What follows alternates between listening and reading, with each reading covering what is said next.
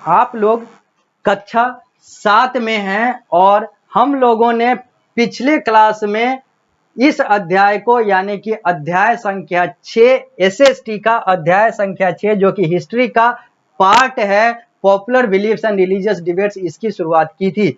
और हम लोगों ने देखा था रिलीजियस बिलीफ्स के बारे में कि वो कैसे कैसे अलग अलग रिलीजन का जो है वो आता गया और मिक्स होता चला गया। जहां पर हम लोगों ने पिछली कक्षा को रोका था यानी कि रिलीजियस बिलीफ के पास हम लोगों ने रोका था, अब वहीं से हम लोग आगे बढ़ेंगे और सबसे पहले बात करेंगे भक्ति मूवमेंट की यानी कि भक्ति आंदोलन की।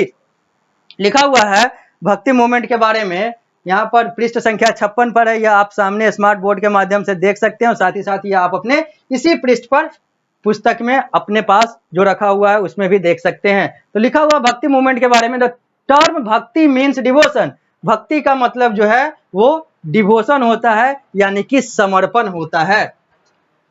द सुप्रीम एंटिटी और authority with exceptional power of knowledge whether in the form of guru और फॉर्मलेस यूनिटी, और ये जो डिवोशन है वो उस सबसे बड़े शक्ति के लिए है, चाहे वो ज्ञान वाला शक्ति हो, चाहे वो अलग अलग लोगों का शक्ति हो जो निराकार हो, जिसका कोई आकार ना हो, उन सारे चीजों के प्रति जो समर्पण होता है, जो डिवोशन होता है, दैट इज कॉल्ड एज भक्ति, उसी को हम लोग भक्ति कहते हैं। वही जो सर्वशक्तिमान है, वो एक्सेप्शनल पावर है, चाहे वो नॉलेज का हो, चाहे वो और भी अलग अलग चीजों का हो। जो नॉलेज का जो एक्सेप्शनल पावर है वो गुरु फॉर्म करता है यानी कि वो गुरु कहलाता है, और बाकी जो अलग अलग जो सुप्रीम पावर है उसी के प्रति जो समर्पण है वही भक्ति कहलाता है। दिस इज व्हाट भक्ति इज, यही भक्ति को परिभाषित करता है अपने तरीके से। The early medieval period saw the rise and spread of the Bhakti movement in South India, which later spread to the North India. अगर हम लोग शुरुआती मध्यकाल की बात करें तो यहाँ पर हम लोग देखते हैं कि यहाँ पर भक्ति मूवमेंट जो है वो बहुत तेजी से सबसे पहले तो उत्पन्न हुआ और बहुत तेजी से आगे बढ़ा। सबसे पहले ये साउथ इंडिया में हुआ यानी कि दक्षिण भारत में हुआ, और दक्षिण भारत से निकलता हुआ यह उत्तर भारत की तरफ आ गया, यानी कि नीचे से आते हुए ये ऊपर की तरफ आ गया। Led in South India by two streams of popular saint called Nayanars and Alvars, the movement attracted people from all sections of society due to its emphasis on simple means and practices to attain salvation. अब यहाँ पर क्या कहा जा रहा है? यहाँ पर कहा जा रहा है कि इस भक्ति आंदोलन की शुरुआत अगर हम लोग कहें तो माना जाता है कि दक्षिण भारत में नैनार्स और अलवर के द्वारा इन सारे चीजों की शुरुआत की गई, और यह बहुत तेजी से हमारे समाज में फैल गया, क्योंकि यहाँ पर जो ये भक्ति वाला जो तरीका था वो बहुत आसान, लोगों से जुड़ने वाला, और उस समय जो जातिगत व्यवस्था थी उन सारे चीजों से निजात दिलाने वाला था। यहाँ पर कोई हार्ड एंड फास्ट रूल नहीं था। यहाँ पर भक्ति का मतलब सीधा अपना डिवोशन, अपना समर्पण करना था। ये नहीं कि इतने समय खाना खाएं, इतने समय खाना नहीं खाएं, ये चीजें करें, यहाँ पर ये बलि दें, यहाँ पर ये ना करें। इन सारे चीजों से पार पाकर यहाँ पर भक्ति को डिफाइन किया गया, भक्ति को परिभाषित किया गया, और यह लोगों को ज्यादा अच्छे तरीके से कनेक्ट करता चला गया, जोड़ता चला गया। आगे लिखा हुआ है, और ये इन सारे चीजों की शुरुआत माना जाता है नैनार्स और अलवर्स के द्वारा किया गया था। आगे लिखा हुआ है द नैनार्स, यहां पर लिखा हुआ है पृष्ठ संख्या 57 पर, the Nayanars worshipped Shiva and Alwar worshipped Vishnu. जो नैनार्स थे वो शिव के भक्त थे, जबकि अलवर की भक्ति विष्णु के प्रति थी।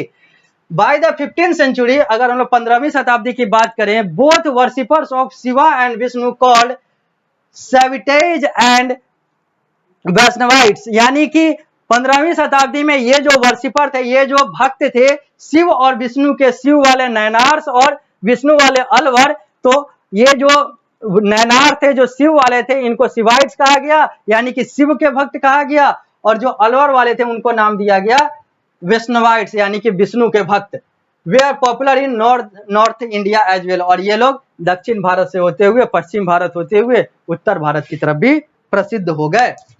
आगे लिखा हुआ है the bhakti saint spread the message of love through them. इन्होंने अलग अलग भजन, इन सारे चीजों के आधार पर जो है वो मैसेज, प्यार का मैसेज जो है वो फैलाया। They were follower of either the saguna school believer of God with a form or nirguna school believer of the formless God of bhakti. अब ये जो भक्त थे ये दो प्रकार के थे। एक जो मानते थे कि जो हम जिसका पूजन कर रहे हैं उसका आकार है, यानी कि भगवान का आकार है, और जो आकार मानने वाले भगवान थे, आकार मानने वाले जो व्यक्ति थे जो भगवान का आकार मानते थे उनको सगुना कहा जाता था, और जो मानते थे कि भगवान की कोई जो है वो आकार नहीं है, वो तो एक शक्ति है जो फॉर्मलेस है, निराकार है, उनको निर्गुण कहा जाता था। यानी कि एक सगुना स्कूल, सगुना विचारधारा से जुड़े हुए थे और एक निर्गुणा विचारधारा से जुड़े हुए थे, दोनों भक्त थे। They were very popular with the masses because they preached in popular language such as Tamil, Kannada, Marathi, Hindi and Telugu. ये लोग बहुत ज्यादा पॉपुलर हो गए, प्रसिद्ध हो गए जनता के बीच में, क्योंकि इन लोगों ने जनता की भाषा में, जहां की जनता जो भाषा समझ रही थी उस भाषा में इन्होंने अपने आंदोलन को, अपने भक्ति को आगे बढ़ाया, चाहे वो तमिल हो, चाहे वो कन्नड़ हो, चाहे वो मराठी हो, चाहे वो हिंदी हो, चाहे वो तेलुगु हो। Their teaching were simple and drew inspiration from the Bhagavata Purana and Bhagavad Gita. इनका जो शिक्षण था वो बहुत आसान था और ये सब भगवत पुराण और भगवत गीता के आधार पर इन लोगों का सारा व्यवस्था बना हुआ था, शिक्षण व्यवस्था बना हुआ था। अब हम लोग बात करेंगे भक्ति मूवमेंट इन साउथ इंडिया, दक्षिण भारत में भक्ति आंदोलन की बात करेंगे। तो एक तरफ शिव वाले नैनार्स और एक तरफ अलवर यानी कि विष्णु वाले, ये शिवाइट्स कहलाए, ये विष्णुवाइट्स कहलाए। अब हम लोग आगे बढ़ेंगे और बात करेंगे कॉमन टीचिंग्स ऑफ भक्ति संत। भक्ति संत के जो अलग अलग भक्ति संत थे, भक्ति वाले जो लोग थे जो भक्ति को आगे बढ़ा रहे थे, भक्ति आंदोलन को आगे बढ़ा रहे थे, उन सब के बीच में क्या समानता थी, क्या समान विचारधारा थी, उसकी बात करेंगे। तो भक्ति टीचिंग्स एम्फसाइज, इन लोगों ने किन चीजों पर प्रभाव दिया, किन चीजों पर जोर दिया। तो पहला, gaining true knowledge from a guru और teacher in order to attain salvation. सबसे पहले तो इन्होंने कहा कि आप उस व्यक्ति से एक सही ज्ञान प्राप्त करो ताकि आप सही तरीके से भक्ति कर सको, यानी कि गुरु से सही ज्ञान प्राप्त करने पर इन लोगों ने जोर दिया। गुरु यानी कि वो व्यक्ति जो ज्ञान का सबसे बड़ा आकार है। डिवोशन ऑफ वन गॉड, इन्होंने कहा कि एक भगवान को मानो।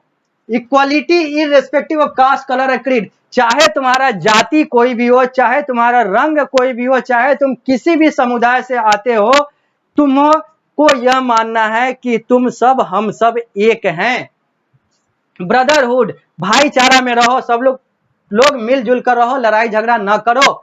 और the virtue of kindness and purity of heart and mind, और दिल और दिमाग से दयालु बनो। इन सारे चीजों को इन लोगों ने आधार बनाया था। ये सारे संत में, सारे टीचर्स में, सारे भक्ति टीचर्स में समान था। आगे बढ़ते हैं। अब हम लोग बात करेंगे फेमस भक्ति संत की, यानी कि कुछ प्रसिद्ध भक्ति संत की बात करेंगे। पृष्ठ संख्या 57 पढ़ी है। तो अब हम लोग बात करते हैं फेमस भक्ति संत की। लिखा हुआ है फेमस भक्ति संत, सबसे पहले शंकराचार्य। शंकराचार्य के बारे में लिखा हुआ है, he was the propounder of the philosophy of Advaita non dualism. Shankaracharya के बारे में कहा जाता है कि ये जनक थे अद्वैत दर्शन के, यानी कि फिलॉसफी ऑफ अद्वैत। अद्वैत का मतलब होता है कोई दूसरा नहीं है, नॉन डुअलिज्म यानी कि अद्वैत सिद्धांत के जनक शंकराचार्य को माना जाता है, जो कि एक भक्ति संत यानी कि एक फेमस भक्ति संत थे। The greatest religious leader was born in Kerala in the 9th century. और ये जो महान धार्मिक व्यक्ति नेता शंकराचार्य थे, इनका जन्म केरल, भारत देश के केरल राज्य में 9th सेंचुरी यानी कि 9वीं शताब्दी में होती है। The doctrine of Advaitavada advocated that God is unique and that God and the God created world are one।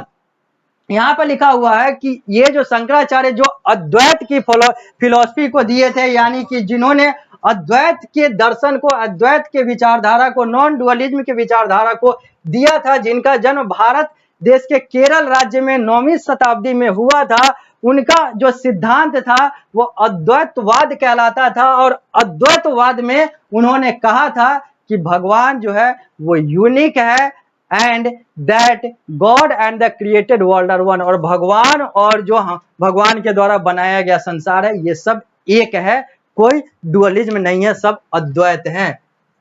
अगला, ही टॉट, इन्होंने और क्या पढ़ाया, इन्होंने और क्या शिक्षा दी, तो he taught that salvation was possible through devotion of God strengthened by knowledge. इन्होंने कहा कि अगर आप भगवान के प्रति समर्पित होगे, भक्त बनोगे, अंधभक्त बनोगे और अपने ज्ञान को मजबूत करोगे, तभी तुम्हें मोक्ष की प्राप्ति हो सकती है। मोक्ष की प्राप्ति के लिए ये सारा चीज करना होगा।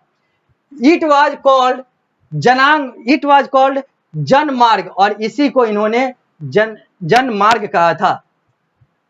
आगे, ही एस्टैब्लिश 4 मठ और centre of Hindu culture in the 4 corner of India, और इन्हीं के द्वारा 4 मठों का निर्माण भारत के 4 दिशाओं में, 4 कोनों में हुआ। 4 हिंदू मठों का निर्माण हुआ, और वो जो 4 हैं वो यहाँ पर लिखे हुए हैं, पृष्ठ संख्या 57 और पृष्ठ संख्या 58 पर, 257 पर लिखा हुआ है, 258 पर लिखा हुआ है। पहला ज्योतिर्मठ जो कि बद्रीनाथ में है, जो नॉर्थ इंडिया का हिस्सा है। आगे पहला हो गया ज्योतिर्मठ, दूसरा हो गया शरदपीठ, ये शरदपीठ जो है ये द्वारका में है, जो पश्चिम में है। गोवर्धन मठ जो कि पुरी में है, यानी कि पूरब में है, और सेरिंग मठ जो कि दक्षिण में है, यानी कि साउथ इंडिया में है। तो नॉर्थ में ज्योतिर्मठ, वेस्ट में शरदपीठ, ईस्ट में गोवर्धन मठ और साउथ में सेरिंग मठ। ये जो है ये 4 मठ जो है फेमस भक्ति संत शंकराचार्य के द्वारा स्थापित किया गया था। अब हम लोग बात करेंगे आगे रामानुजन की, यानी कि अब हम लोग अगले भक्ति संत की बात करेंगे, रामानुजा की बात करेंगे। लेकिन रामानुजा की बात करने के लिए, रामानुजा को समझने के लिए और भी आगे की बात समझने के लिए, आगे की बात को जानने के लिए आप लोगों को आना होगा अगली कक्षा में। तब हम लोग इस अध्याय को यहीं से रामानुजा से आगे बढ़ाएंगे। तो इस कक्षा को देते हैं यहीं पर विराम, मिलते हैं अगली कक्षा में रामानुजा के साथ।